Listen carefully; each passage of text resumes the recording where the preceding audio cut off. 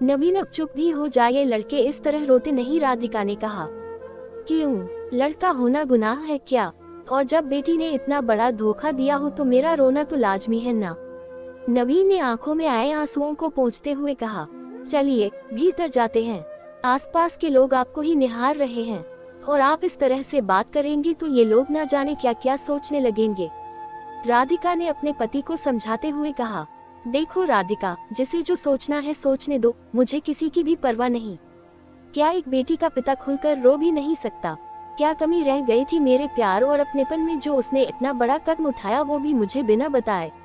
मेरे से ज्यादा वो लड़का उसे इतना प्यारा हो गया कि मेरी बेटी ने मेरा विश्वास तोड़ने में एक पल की भी देरी नहीं की।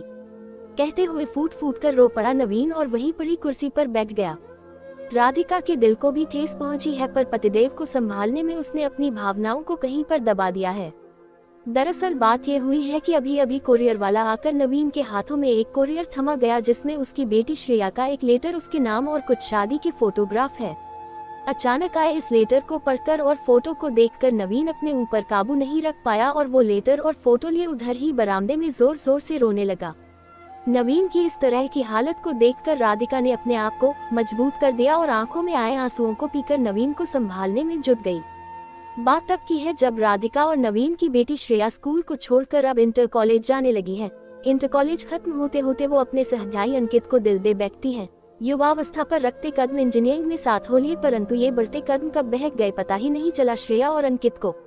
नतीजा ये हुआ कि जो ना होना चाहिए था वो हो गया। दोनों घबरा गए और श्रेया ने तो खुद को मिटा देने तक का सोच लिया था, परंतु ना जाने कैसे राधिका को बेटी की बात का पता चल गया। राधिका ने बेटी को समझाया और उधर नवीन के पीठ पीछे अंकित के घर वालों को भी समझाया कि बच्चों की नादानियां या नासमझी की सजा एक नन्ही सी अजन्मी जान को क्यों दे।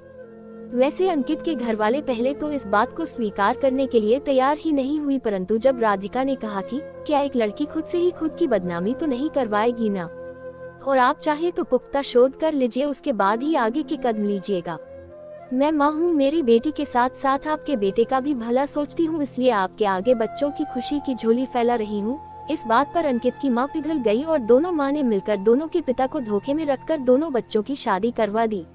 धीरे धीरे समय बीतने लगा, नवीन का घाव भरने लगा था और बच्चों की खुशी देखकर तथा बेटी के मुंह के कारण उसने उन्हें माफ भी कर दिया है, परंतु जब पता चला कि उसे इस धोखा देने में राधिका का भी हाथ है तो उसने राधिका को माफ नहीं किया पर उससे मुंह मोड़ लिया। धन्यवाद।